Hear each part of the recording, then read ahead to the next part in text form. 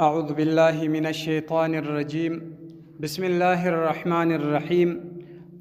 فصل ثابت دی په بیان کې مصلین د المانځه والا سبقه چې ورپېښ شي دغه سړي ته دغه المانځه والا تحدث بأودسیا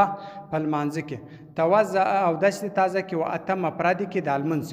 ولو بعد تشهد که څه هم وروسته د تحیات سوي ګوره یو سړي ته په المانځه کې بیا اودسیا پېښ شوله دی د دغه ځای سولاړ شي اودس تازه کې بیرته د راسي اپات المنځ د پسې پرک نور سلام ګرځول یا بیرته نیت د سره څه کول د دسه نه غواړي در هغه وخت پورې چې د خبرې نه وي کړي که خبرې وکړي بیرته به بیا د المنځ راګرځي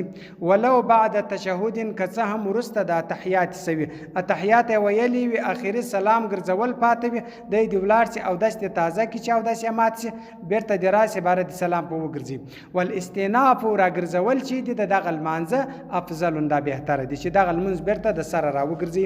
والامام امام یجر راکش دي کې آخرون بل څوک الی مکانه و خپل ځای ته ثم ورسته توضؤ اودس تازه کې امام کچیر بیا اودس سلو بس مخ ته راوګرځي د شاده خوا چې کم سړی ولاړ دی د ورکش کې پر خپل ځای دی ودري بار د دی ولاړ شي خپل اودس تازه کې و یتم مفرد کې ثمه په هغه ځای کې بیرته د المنځ او یعود یا دی راوګرځي کلمنفرد لکه یوازې دا رقم کچیره د سلمونز تیر سوی ولو چې دا خلیفہ درولي او دا خلیفہ د سلمونز تیر کړي او سلام په ګرځیدلی وو د چې دا خوارالي بس دغه د خپل منځ یوازې لکه یوازې منفرد سړی چې ولاړ وي د المنځ دی وکي بس پر دې کې او کچیره جمعات نو جن تیر سوی بس پسې ودی درېږي بنا دی پسې وکي بیرته نه سلام ګرځول غواړي د دسه او نه بیرته نه وینت غواړي بس د کوم ځاس چې د المنځ پرېښي دی کړلی وو بیرته د راسي پسې داخل دي سي بیرته د پلمان کې داخل سي کچیر المنز امام لږ دین تیر کړی یا ډیر هغه دی بیا پاته پسې وکي لکه د یو چا چې جماعت تیر سوی وي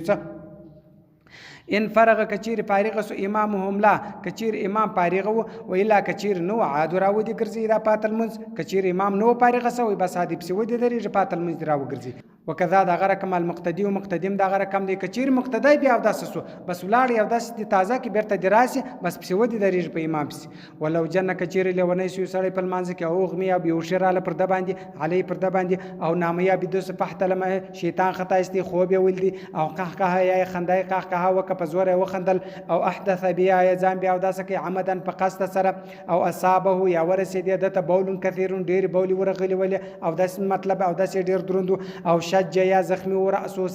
سر زخمی سو پلمانځک فسأل وبید دم ویني او ځونه یا ګمان ان هدی چې دی حدث بیا د سدي یند د فکر چې ز بیا د سویم په خرج وتی من المسجد د مسجد په جماعت کې ولار دي د فکر چې ز بیا د سوم بس روان سو وتی وجاوزت ری وکي صفوف د سبوسه خارجه وواتی د مسجد ثم ظهر بیا اشکار سهودت بطلت باطل دی صلات المز د بیا ورست اشکار چې او زخ بیا د سنه هم د پاکي مستا او د سم پر ځای دی نو بطلت باطل صلات المز د ګوره د مسجد ته سوواتی د فکر چې اودس می ماتي کچیر دا اودس مات ولو د ولار سي اودس تازه کې بیرته دراسي بنا دي پسو کې اودس منځ نه دی پاسد او کچیر د مسجد ته سوواتی او د چې وخت لاغه اودس نو مات نو د منځ پاسد سو باطل سو منځ